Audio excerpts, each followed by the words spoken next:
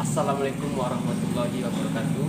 Alhamdulillahirabbil alamin. Assalatu wassalamu ala asrofil anbiya'i wal mursalin wa ala alihi wa ashabihi rasulillah ajmain. Amma ba'du.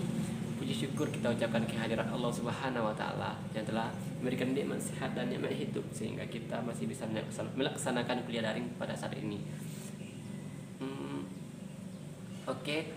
Tanpa memanjangkan kata-kata mukadimah, perkenalkan, nama saya Eko Bakti Pratama dengan NIM 1205051050522, kelas 2F semester 2, jurusan Teknik Elektro, Fakultas Sains dan Teknologi.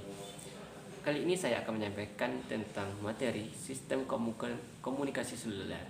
Sebelum itu saya ingin menyampaikan bahwa tujuan saya membuat video ini adalah untuk bahan atau UAS, ujian akhir semester 2 di mata kuliah DASTEL atau Dasar Telekomunikasi. Oke, sistem komunikasi seluler. Pengertian sistem komunikasi seluler. Pengertiannya adalah sistem komunikasi seluler merupakan salah satu jenis komunikasi bergerak, yaitu suatu komunikasi antara dua buah terminal dengan salah satu atau kedua terminal berpindah tempat. Dengan adanya perpindahan tempat ini, sistem komunikasi bergerak tidak menggunakan kabel sebagai medium transmisi. Yang kedua, cara kerja sistem komunikasi seluler. Sistem komunikasi seluler dapat melayani banyak pengguna pada cakupan area geografis yang cukup luas dalam frekuensi yang terbatas. Sistem ini juga menawarkan kualitas yang cukup tinggi dan tidak kalah dibandingkan dengan telepon tetap atau Public Switched Telephone Network atau PSTN. Lebih dikenal dengan istilah telepon rumah. Untuk menambah kapasitas, daerah jangkauannya dibatasi dengan adanya pembagian area menjadi sel-sel. Dengan adanya sel-sel ini, kanal radio dapat dipergunakan kembali oleh base station pada jarak yang berjauhan. Ketika pengguna jasa seluler berpindah dari satu sel ke sel lain, panggilan dijaga agar tidak terinterupsi dengan menggunakan salah satu teknik switching, yaitu handoff. Oke, yang ketiga adalah komponen sistem komunikasi seluler. Dapat dilihat di PPT yang saya buat.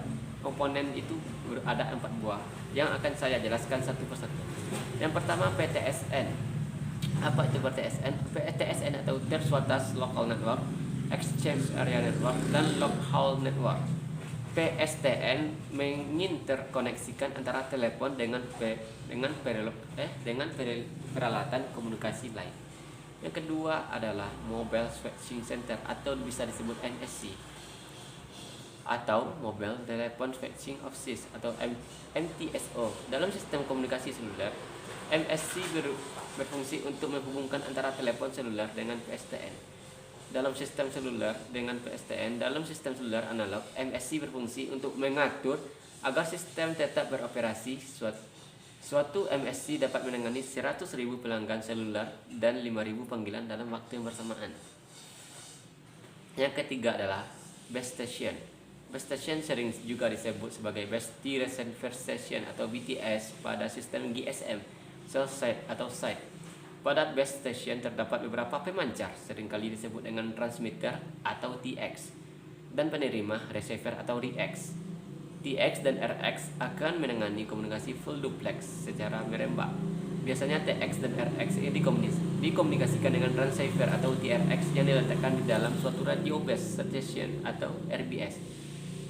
Base station biasanya juga mempunyai menara untuk membantu proses pemancaran atau penerimaan sinyal pada antena.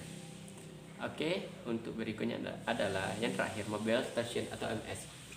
MS merupakan suatu perangkat yang digunakan oleh pelanggan jasa komunikasi seluler untuk memperoleh layanan komunikasi seluler untuk layanan. Beberapa komponen yang ada pada MS adalah transceiver, antena, rangkaian, pengontrol, dan sebagainya. Selain itu, MS juga dilengkapi dengan kartu Subscriber Identity Modules atau SIM yang berisi nomor identitas pelanggan. MS bisa dikenal dengan handphone alias HP dalam kehidupan sehari-hari.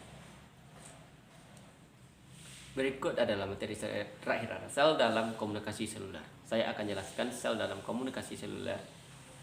Sebuah base station melayani daerah sel yang cukup luas. Luasnya daerah cakupan ini dipengaruhi oleh tinggi menara, sifat antena yang dipergunakan, dan batas daya yang dapat diterima oleh MS.